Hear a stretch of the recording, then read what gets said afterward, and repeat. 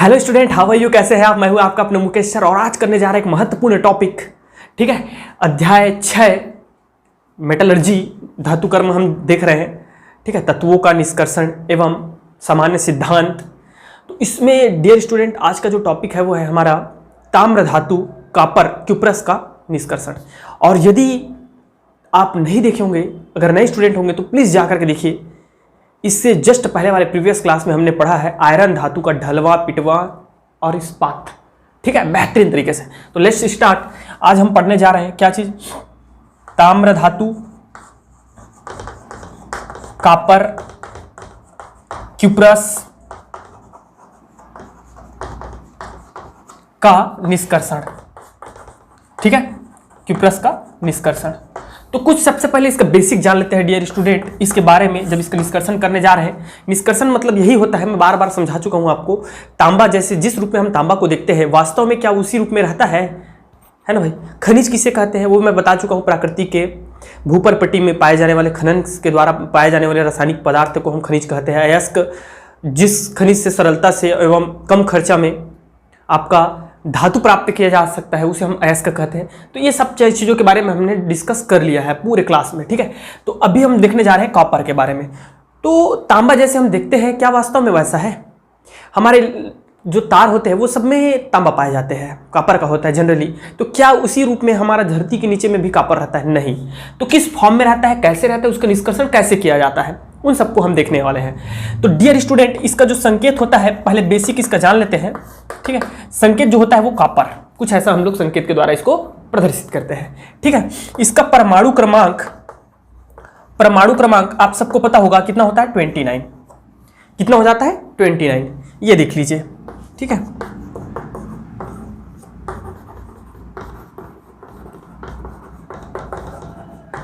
Zinc 21 से start होता है और ये 30 होता है आपका। ठीक है, डी ब्लॉक का प्रथम जो है ये संक्रमण तत्व कहते हैं। ठीक है, तो यहां पे 30 है, ये 29 हमारा क्या होता है? परमाणु क्रमांक होता है इस चीज का। और इसका परमाणु जो है भार जो होता है डियर स्टूडेंट, परमाणु भार वो होता है हमारा क्या? 65.67। इस प्रकार कुछ इसका जो है देख लीजिएगा थोड़ा सा आप लोग, है ना? तो बट अप्रॉक्सीमेट यही होता है इसका परमाणु भार। इसका विन्यास देखते हैं। इलेक्ट्रॉनिक विन्यास जो होता है, इलेक्ट्रॉनिक विन्यास तो इसमें डियर स्टूडेंट एक छोटा सा चेंज आता है। जैसे सामान्य आप भरते हुए ऐसा नहीं भराता। आर्गन से प्रारंभ करें तो आर्गन का होता है 18। ठीक है, 18 के बाद आपका हमको चाहिए कितना? 29 तक भरना है। ठीक है, तो ये हो जाता है 3D10। अगर डायरेक्ट में लिख दूं तो 28 हो जाएगा। ठीक है, और 4s1। ठीक है, बट इसमें क्या करता है? ये हो जाएगा 3D10 और 4s1। इस प्रकार इसका जो है देखिए 18, 10, 28 और 1, 29 रहता है। बाह्यतम कक्ष पूर्ण होना चाहिए, लेकिन इसमें अपने स्थायित्व की प्राप्ति के लिए इसका इलेक्ट्रॉन क्या करता है? 4s बाह्यतम कोश में न रह करके डी ब्लॉक में आ जाता है। इस कारण इसका जो इलेक्ट्रॉनिक विन्यास हो जाता है 3D10 4s1 हो जाता है। ठीक है, इसके पश्चात नेक्स्ट आप देखेंगे तो इसमें और क्या क्या चीज देख लेते हैं भाई। ये देखो आप, ये तो हो गई। ठीक है, और डियर स्टूडेंट आप देखना चाहे इसमें, चलो देखते हैं क्या चीज। इलेक्ट्रॉनिक विन्यास भारत में प्राप्ति के स्रोत, भारत में मुख्य प्राप्ति के स्रोत जो है वो होता है आपका सबसे फर्स्ट नंबर पे है राजस्थान। ठीक है, मध्य प्रदेश, बिहार और झारखंड। तो ये कुछ प्रमुख राज्य है जहां पर ताम्र धातु का निष्कर्षण किया जाता है, सर्वाधिक मात्रा में पाया जाता है। इसका अयस्क ये बहुत जरूरी है स्टूडेंट, आपको जानना बहुत जरूरी है। तो इसके जो प्रमुख अयस्क है वो कॉपर पायराइटिज है। क्या है? कॉपर पायराइटिज है, जिससे हम पायराइड भी बोलते हैं, पायराइटिज भी बोलते हैं। ठीक है, इसमें 90% जो है ताम्र धातु पाया जाता है। इस अयस्क में 90% क्या होता है? ताम्र धातु होता है। 10% कुछ अलग धातु भी हो सकते हैं, उसमें धातु रहते हैं और उसके साथ में अशुद्धियां पाई जाती है। ऐसा नहीं है कि 10% पूरा अशुद्धियां रहती है, ऐसा कुछ नहीं होता है। यहाँ तक इसमें सोना भी पाया जाता है, लेकिन इसके लिए वो अशुद्धि होता है, क्योंकि हम यहाँ निष्कर्षण कर रहे हैं किस चीज का, कॉपर का। तो कॉपर के साथ में कहीं बहुत कम मात्रा में सोना मिल रहा है तो वो हमारे लिए क्या है, अशुद्धि है, ठीक है। और इसका जो सेकंड आपका होता है डियर स्टूडेंट, वो होता है कॉपर ग्लास। क्या होता है, कॉपर ग्लास होता है, कॉपर ग्लास। इसमें जो है कॉपर ग्लास में आपका 88% कॉपर तांबा पाया जाता है। और थर्ड जो होता है हमारा, सॉरी इसमें 80% होता है, इसको थर्ड लिख लीजिएगा। सेकंड नंबर पे हमारा आता है क्यूप्राइट, और क्यूप्राइट में पाया जाता है डियर स्टूडेंट 88% क्या चीज, तांबा पाया जाता है। तो ये बेसिक सीन के बारे में कुछ जानकारियां हैं जो आपको निश्चित रूप से ध्यान भी रखना चाहिए और याद भी होना चाहिए, ठीक है। चलिए देखते हैं इसका निष्कर्षण। तो मैं पहले बता चुका हूं आपको कि तांबे धातु का निष्कर्षण कॉपर पायराइट अयस्क से किया जाता है, क्योंकि इसमें ताम्र धातु का सर्वाधिक जो है संघटन उपस्थित रहता है। ताम्र धातु का निष्कर्षण करने के लिए सर्वप्रथम जो हम करते हैं वो है सांद्रण। और सांद्रण जिस विधि से किया जाता है, हमने सांद्रण का आपको 4 में जो है आपको गुरुत्विक आपका झाग उत्प्लावन, फेन विधि जिसको बोलते हैं हम लोग डियर स्टूडेंट्स, ठीक है। चुंबकत्व द्वारा पृथक्करण देखा है और गुरुत्वीकरण देखा है, ठीक है। तो ये 3-4 मेथड्स हैं। तो इसमें हम अप्लाई करते हैं किसको, झाग उत्प्लावन को, झाग उत्प्लावन जनरली जिसमें सल्फर पाया जाता है। अब मैं कॉपर पायराइट के अयस्क से मैं क्या कर रहा हूँ, कॉपर का निष्कर्षण कर रहा हूँ, और इसमें क्या है, सल्फाइड भी है। तो जिन धातुओं में अयस्कों में सल्फाइड पाए जाते हैं उनका जनरली जिस विधि से सांद्रण किया जाता है वो विधि है झाग उत्प्लावन ही है। तो झाग उत्प्लावन विधि द्वारा इसका सांद्रण करने के लिए हम क्या करते हैं, अयस्क को बारीक पीसकर उसको तारपीन या चिड़, याद रखिएगा किस चीज में, तारपीन या चिड़ के तेल में क्या कर देते हैं, उसको अच्छे से सान देते हैं ठीक है, मतलब उसमें तेल डाल करके अच्छे से उसको क्या करते हैं, मिक्स कर देते हैं। इससे होता क्या है कि जो धातु है वो सांद्र हो जाता है, धातु अयस्क जो है तेल के साथ क्या हो जाता है, सांद्र हो जाता है। और एक बड़े टंकी में, टंकी ही बोलिए, एक बड़े टंकी में बर्तन में हम क्या ले लेते हैं, जल ले लेते हैं, ठीक है। क्या ले लेते हैं, जल ले लेते हैं। और इसमें इस प्रकार की व्यवस्था होती है डियर स्टूडेंट कि इसमें हम वायु भेजने के लिए एक हमारा इस प्रकार का एक उपकरण लगा होता है, ठीक है। इसमें से क्या किया जाता है, वायु भेजा जाता है। वायु क्यों भेजा जाता है मैं भी बताता हूं आपको। अब इस जो सना हुआ सांद्रित अयस्क है उसको डाल देते हैं किसमें, इस बर्तन में डाल दिया जाता है। और डालने के बाद फूंक मारा जाता है। फूंक, अगर छोटे मात्रा हम समझने का प्रयास करें तो फूंक मारते हैं, लेकिन बड़े बड़े जब ये भट्टियों में होता है तो वहाँ इसके लिए अलग से उपकरण लगे होते हैं। तो उससे होता क्या है कि इसमें झाग उत्पन्न होने लगेंगे। जनरली कॉमन सी बात है यार, ये तो सबको पता है, सबको पता है। बचपन में वो फुलाया करते थे, ठीक है, तेल वो लेकर के, ठीक है। हमारे तरफ तो पेड़ भी हुआ करता था, उस पेड़ का दूध निकालो और उसी पेड़ का एक छोटा सा डंडी को घुमा करके गोल, फिर उसी से बलून फुलाते थे। अब उसको मुझे नहीं पता क्या बोलते हैं, आप सबको पता होगा। तो उसमें अगर फूंक मारोगे तो क्या निकलेगा, पूरा झाग निकलेगा। तो होता क्या है, इसमें जब फूंक मारा जाता है या वायु भेजा जाता है तो इसमें से क्या होने लगता है डियर स्टूडेंट, झाग निकलने लगता है। क्या होने लगता है, झाग निकलने लगता है। और अशुद्धियाँ जो होती है, अशुद्धियाँ वो पानी के साथ सांद्रित हो जाता है, मतलब उसके साथ विलय होता है। और अयस्क जो होता है, मतलब कॉपर स्पेशली, ठीक है, कॉपर धातु और ये जो धातु है वो इस झाग के साथ ऊपर आ जाता है। और ऊपर आने के बाद उसको निकाल करके क्या कर लिया जाता है, सुखा लिया जाता है, ठीक है। और इस प्रकार हम जो है सांद्रित कर देते हैं और हमें नेक्स्ट जो है सांद्रित अयस्क प्राप्त हो जाता है। अब देखिए डियर स्टूडेंट, अब हम सांद्रित अयस्क को क्या करेंगे, आप सबको बताया हूं, पढ़ाया हूं मैं कि अब हम उसको क्या करेंगे, अपचयन के लिए प्रयुक्त करेंगे, अपचयन के योग्य बनाएंगे। और अपचयन के योग्य कैसे बनेगा, जब उसमें ऑक्साइड के फॉर्म में रहेगा। और ऑक्साइड में बदलने के लिए हम 2 तरीके पढ़ाया हूं मैं आपको, एक तो होता है भर्जन, रोस्टिंग, और एक होता है निस्तापन, कैल्सिनेशंस। तो हम इसका करेंगे क्या चीज, भर्जन रोस्टिंग करेंगे, ठीक है, भर्जन रोस्टिंग। तो रोस्टिंग कैसे किया जाता है ये देखिए, आप सबको पता है निस्तापन और भर्जन एक भट्टी में होता है जिसको हम लोग बोलते हैं परावर्तनी भट्टी, ठीक है। आप छोटा सा यदि सिंपल अगर डायग्राम बनाना चाहते हैं इसका तो कुछ ऐसा बना सकते हो, ठीक है, कुछ ऐसा इस प्रकार से बना के शो कर सकते हैं। देखिएगा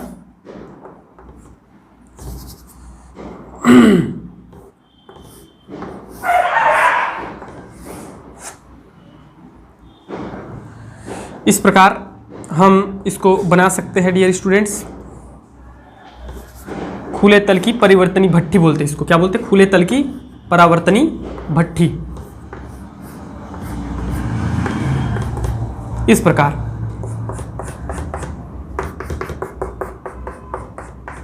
छोटा सा मैं सरसरी तरीके से ऐसे ही कॉमन बना दिया, ठीक है। अगर आपको अच्छे से बनाना है तो थोड़ा देख लीजिएगा।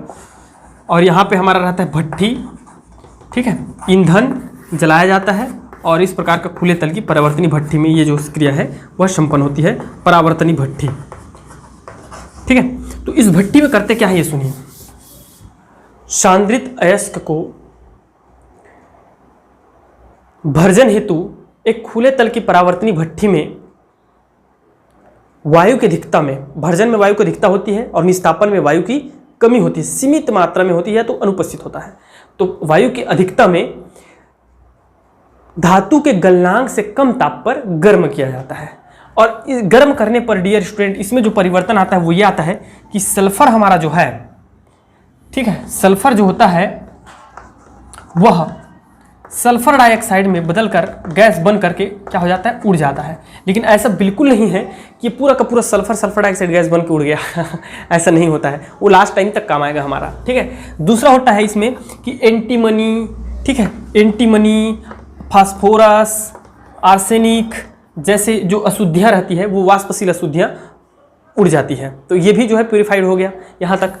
तीसरा परिवर्तन क्या होता है, जो सबसे मेन परिवर्तन वो ये आता है कि हमारा कॉपर पायराइड जो है वो ऑक्सीजन के द्वारा ऑक्सीकृत होकर के सरल यौगिकों में टूट जाता है और कॉपर पायराइड क्यूप्रस सल्फाइड और फेरस सल्फाइड में बदल जाता है। देखिए कैसे बदलता है, ये देखिए। यह जो है ऑक्सीकृत होकर के सरल यौगिकों में, कौन कौन से सरल यौगिक भैया, ये देखो SO2, ठीक है, देख लीजिए बैलेंस्ड है पूरा। तो इस प्रकार सल्फर डाइऑक्साइड, कुछ सल्फर डाइऑक्साइड बनेगा जो फिर से उड़ जाएगा, ठीक है, फेरस सल्फाइड और कॉपर क्यूप्रस सल्फाइड में बदल जाता है। ये सरल यौगिक आपको ये सब चीज लिखना भी है ना साथ में, मैं जो बोल रहा हूँ सबको, ये सरल यौगिक पुनः ऑक्सीकृत होते हैं और क्या बनाएंगे ये देखिए, सब लोग देखिए, पुनः ऑक्सीकृत होंगे और क्या बना लेंगे ये देखिए।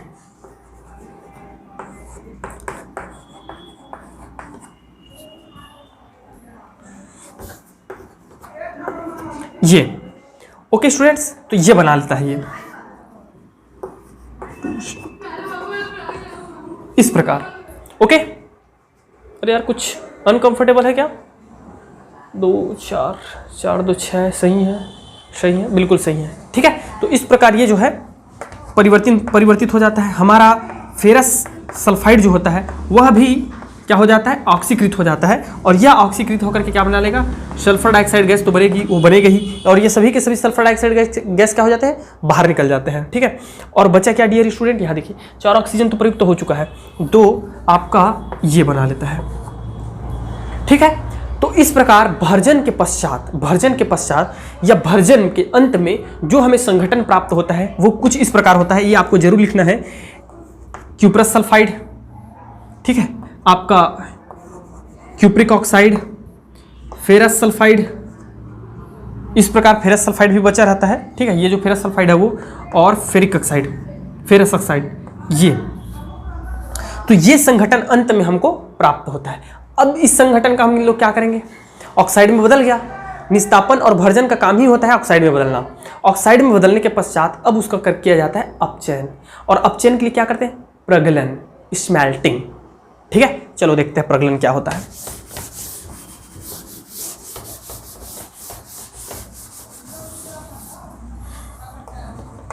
प्रगलन, स्मेल्टिंग, तो चलिए देखते हैं प्रगलन कैसे किया जाता है।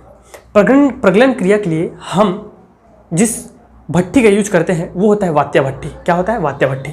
वात्या भट्टी डियर स्टूडेंट, अगर आप इससे प्रीवियस वीडियो देखे होंगे, क्लास देखे होंगे, अटेंड किए होंगे तो आपको अच्छे से बनाने आता होगा, और नहीं देखे होंगे तो कोई टेंशन नहीं है, मैं अभी आपको सिखा देता हूँ कैसे बनाना है। डायमंड की तरह ऐसे बना सकते हो आप लोग इस प्रकार।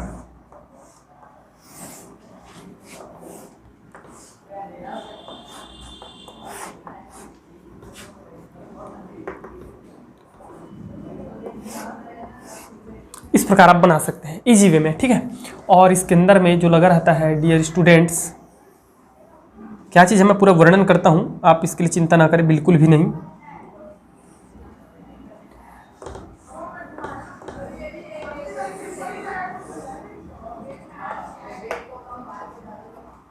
ठीक है, ये होता है इस प्रकार, कुछ इस प्रकार, पूर्णतः इसी प्रकार नहीं ठीक है।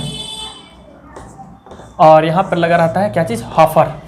ये होता है डियर स्टूडेंट हॉफर, मतलब किप जैसा होता है, तो बड़े उपकरणों में हम इसको हॉफर बोलते हैं, जहाँ से हमारा जो है भर्जित अयस्क को, किस चीज़ को, भर्जित अयस्क को डाला जाता है, संगठन को यहाँ से डाला जाता है, ठीक है।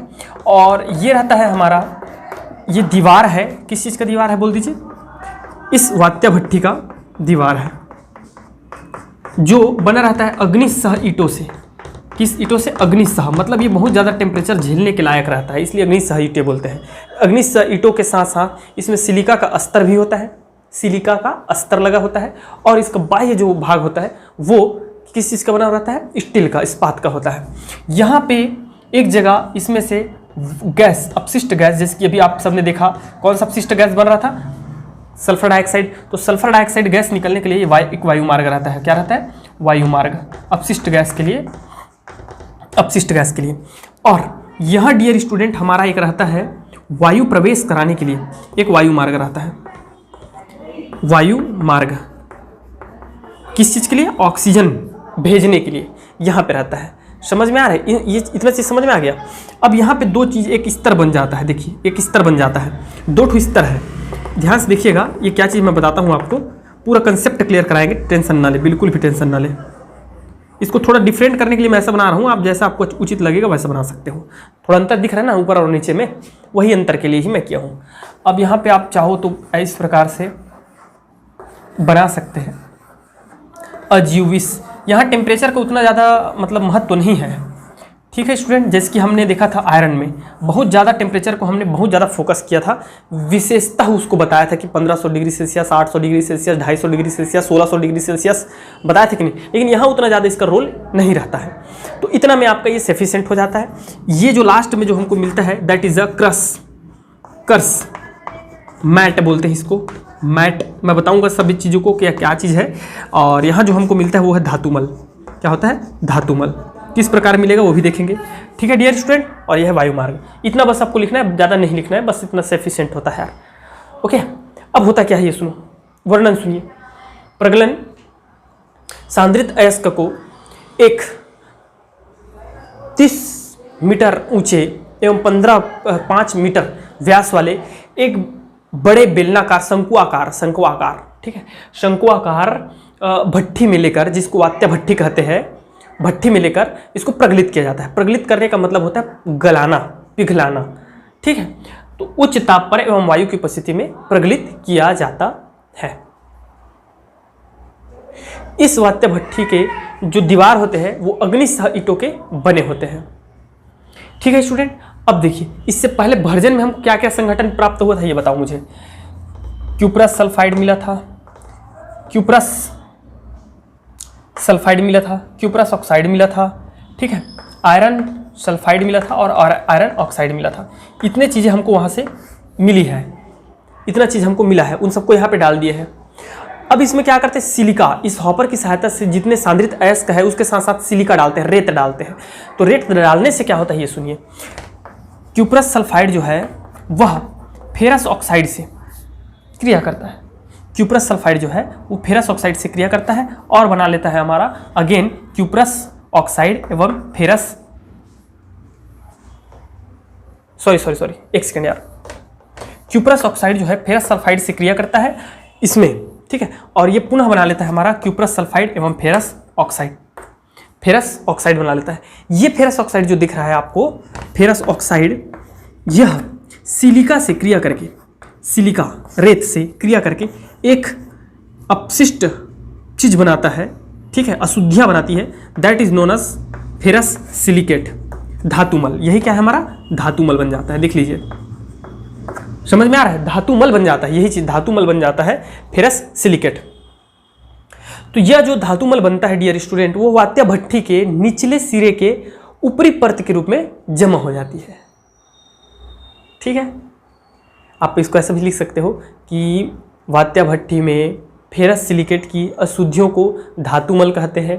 यह वात्या भट्ठी के निचले सिरे के ऊपरी परत के रूप में जमा हो जाता है एवं नीचे धातुमल के नीचे भारी मात्रा में कॉपर सल्फाइड, ये देखिए क्यूप्रस सल्फाइड, ठीक है, आयरन सल्फाइड, फेरस सल्फाइड उपस्थित रहते हैं एवं क्यूप्रिक ऑक्साइड, ठीक है, ये उपस्थित रहते हैं, जिसे हम क्रस धातु या मैट कहते हैं। क्या कहते हैं? क्रस धातु या मैट कहते हैं। इन दोनों को निष्कासित करने के लिए, बाहर निकालने के लिए हमारे पास जो है इनका निकासी द्वार होता है।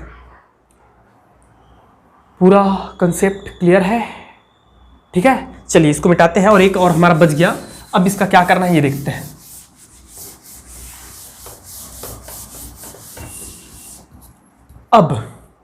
अब हम उस मैट का जो कर्स धातु है उसका हम करेंगे बेसेमरीकरण। क्या करते हैं डियर स्टूडेंट?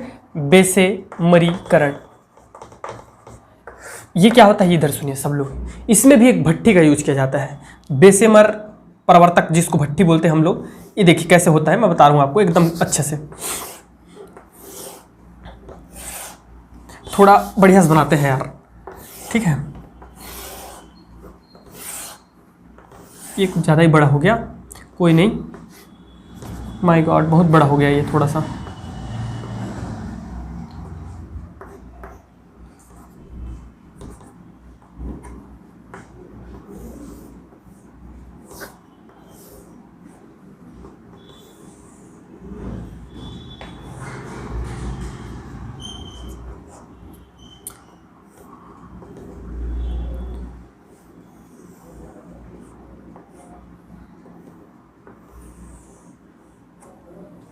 इस प्रकार आप बनाएंगे, ठीक है। ये स्तंभ, ये एक्चुअल में ये स्तंभ होते हैं जो इसको सहारा के लिए बनाया गया रहता है और कुछ नहीं। इस प्रकार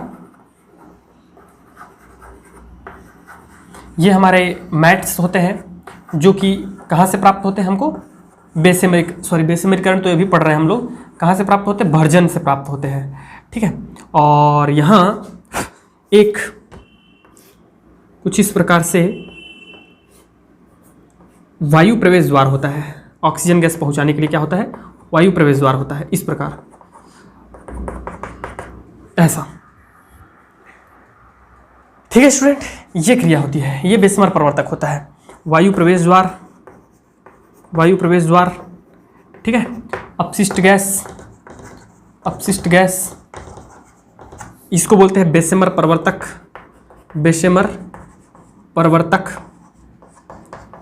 और यहाँ होता है हमारा अयस्क, मैट। अब अयस्क नहीं बोलेंगे, अब क्या बोलेंगे? मैट बोलेंगे, ठीक है। तो ये होता है। अब चलिए वर्णन सुन लेते हैं कुछ।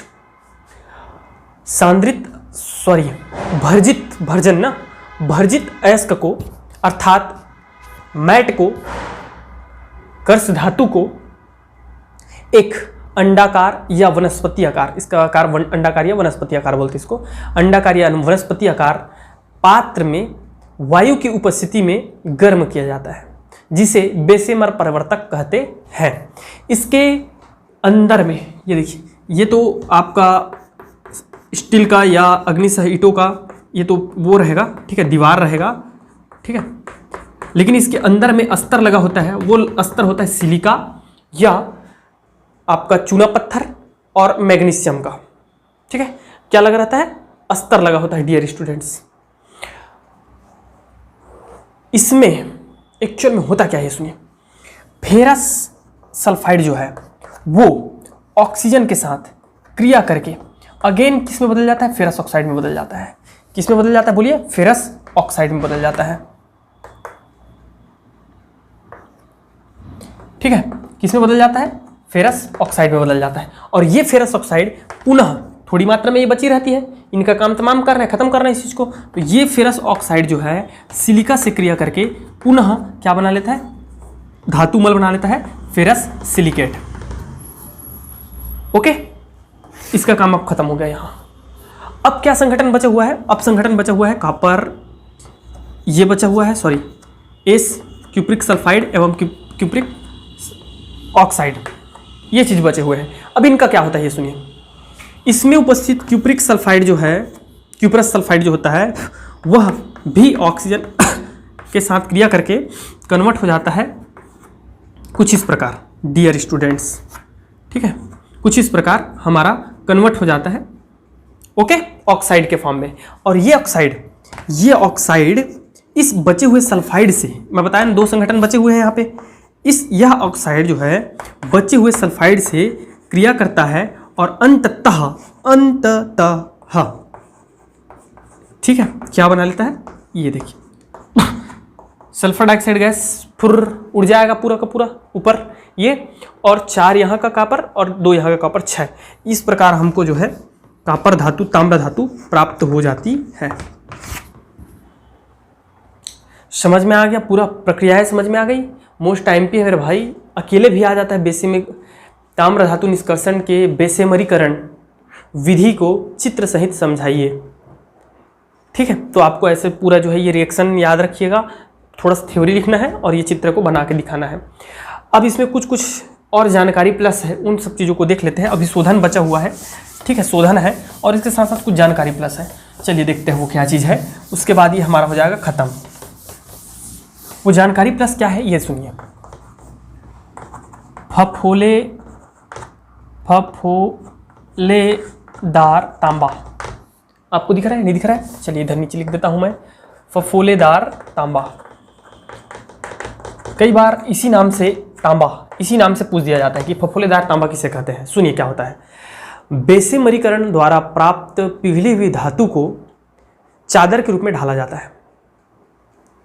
आप सब लोग देखे होंगे, कई बार देखे होंगे, जब बड़े बड़े लोहे तांबा जब आती है बड़े बड़े गाड़ियों में लद के या ट्रेनों में लद के, तो देखे होंगे चादर के रूप में ही जनरली वो आते हैं। फिर उनका काटा जाता है, फिर उनका वेल्डिंग वगैरह कर करके फिर उसको फिर सुधारा जाता है, ठीक है। तो क्या होता है, बेसेमरीकरण द्वारा प्राप्त पिघले हुए धातु को ढाला जाता है। तो उसमें ढालने के बाद ठंडा होने पर जो सल्फर डाइऑक्साइड गैस होती है, dear students, sulphur dioxide gas होती है, वो तब भी उसमें उपस्थित रहते हैं और वो निकलने लगते हैं। किसमें से? ठंडे चादर में से। तो निकलने के कारण उसमें क्या होता है, फफोला पड़ जाता है, जिसकी वो छत्तीसगढ़ का एक व्यंजन है बढ़िया, चीला रोटी ठीक है, आप देखे हो। तो उसमें होता क्या है, चीला रोटी में होता क्या है, जब जैसी चीला रोटी को बनाया जाता है ना, तो उसमें से क्या हो जाता है, फफोले पड़ जाते हैं, छेद हो जाता है पूरा। सिमिलरली एकदम उसी प्रकार ही छेद यहाँ भी होता है तांबा के जो है प्लेट पर। समझ में आ रहा है? तो इसमें से सल्फर डाइऑक्साइड गैस निकलने के कारण इसमें क्या हो जाते हैं, फफोले पड़ जाते हैं, फफोले। तो इस तांबा को हम लोग क्या बोलते थे, फफोलेदार तांबा बोलते हैं। क्या बोलते हैं? फफोलेदार तांबा बोलते हैं, ठीक है। अब करते हैं डियर स्टूडेंट इसका शोधन, लास्ट प्रक्रिया शोधन होता है, प्यूरिफिकेशंस, ठीक है। तो इसमें करते क्या है ये देखिए, इसका शोधन जो है वैद्युत अपघटनी विधि द्वारा किया जाता है। बहुत जरूरी है ये चीज़, याद रखिएगा, ठीक है। कैसे किया जाता है मैं बता रहा हूँ आपको।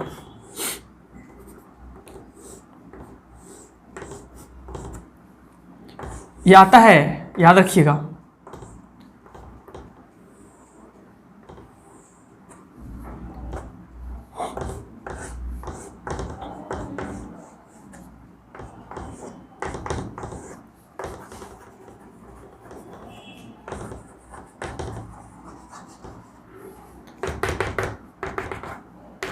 ये क्या है स्टूडेंट, अब सुनिए।